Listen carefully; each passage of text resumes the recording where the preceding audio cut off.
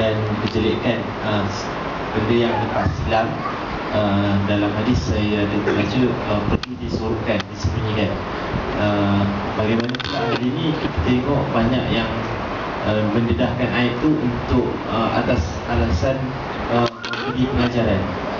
Allah, pertama secara amnya memang itu prinsip kita tidak boleh mendadahkan aib siapa saja, apalagi kalau sampai dengan kita mendadahkan aib kita sendiri. Jangankan kepada aib-aib kita, aibnya orang lain pun kita diwajibkan untuk kita menyembunyikan dan juga merahasiakan yang masatara muslim masatarahullahu fid dunya wal akhirah. Begitu Nabi kita sabdakan di dalam hadis, barang siapa menutupi aib seorang muslim, Allah akan tutupkan aib-aib kejelekan dan keburukannya nanti pada hari akhirat, riwayat dunia dan akhirat. Allah itu kata ulama terhadap orang yang tidak mendadakan aib-aib dia, yang tidak melakukan kemungkaran, kemaksiatan, kejanggalan, benda-benda pelik itu secara terang-terangan. Tapi kalau ternyata dia buat benda itu di khalayak orang ramai, terus ada yang komen dalam akhbar misalnya, atau masuk dalam Facebook, memang itu salah sebenarnya. Masuk dalam Facebook itu berarti dibaca oleh dunia semuanya. Makanya kemarin saya katakan di masjid yang tidak ada orang tuh, masjid cantik, lawak, besar, suku jemaahnya 3 orang aja. Di mana? Ada di KL, dekat Menara Telkom, bawah situ Masjid Raha. Pernah sampai situ? Kampung Kerincing.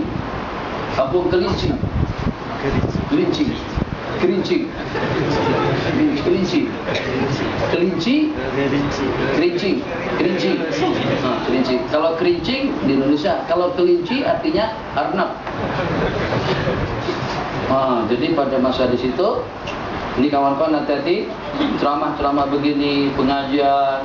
Saya katakan satu buah hadis yang terungkap terjemahannya di zaman kita sekarang, yang para sahabat Nabi kita agak kebingungan. Nabi kita bersabda, kalau Allah hisab aku dengan Ibnu Maryam, dengan putra Nabiullah Maryam alaihissalam, kalau Allah hisab aku dengan Nabiullah Isa alaihissalam bima fa'alat as-sababatu bima fa'alat hadhihi, dengan apa yang dilakukan oleh ujung jari, niscayalah kami berdua akan binasa.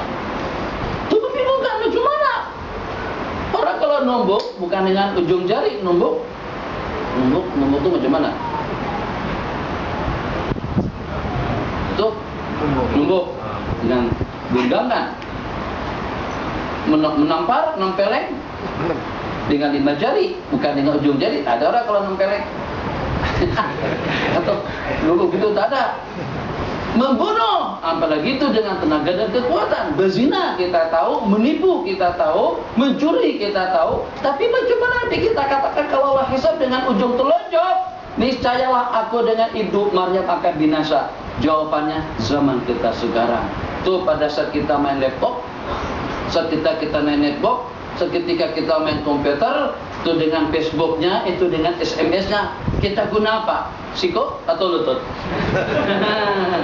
bukan dengan siko, dada, atau apalagi dengan lutut, tidak, kita guna ujung jari.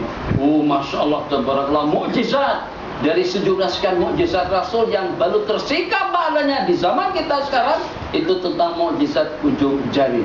Maka pada saat kita masukkan ke dalam SMS, masuk dalam Facebook, masuk dalam YouTube, masuk dalam jaringan internet, seumur hidup akan kekal dan dibaca oleh semua orang. Padahal dia berbuat kesalahan 1 kali saja, Nabi kita bersabda, sampai berapa kali kita memaafkan kesalahan daripada hamba saya? Nabi kita katakan sampai 70 kali, masih dituntut lagi kita untuk memaafkannya, untuk menutupi aib-aib dan keburukannya.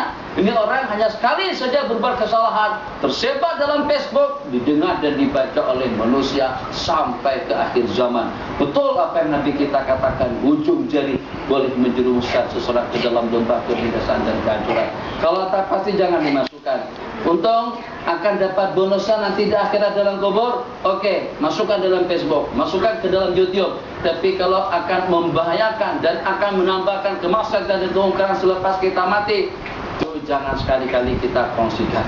Jadi kembali kepada pertanyaan tadi itu, kalau seandainya orang yang berkenaan memang suka, bahkan dia yang panggil beberapa wartawan untuk menceritakan tentang aib-aib dia.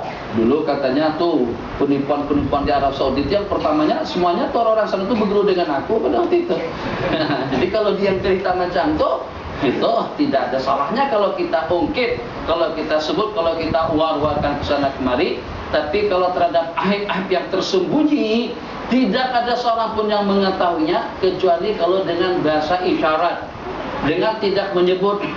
Tempo hari pada saat saya memandikan jenazah salah satu daripada warga kita di Kalimantan atau warga di Nusantara yang jenazahnya berubah muka langsung jadi hitam, berubah menjadi kera atau keledai, tapi dengan tidak sebut daerah, tidak sebut nama, itu tidak ada masalah untuk dijadikan sebagai ibrat dan pelajaran oleh orang ramai.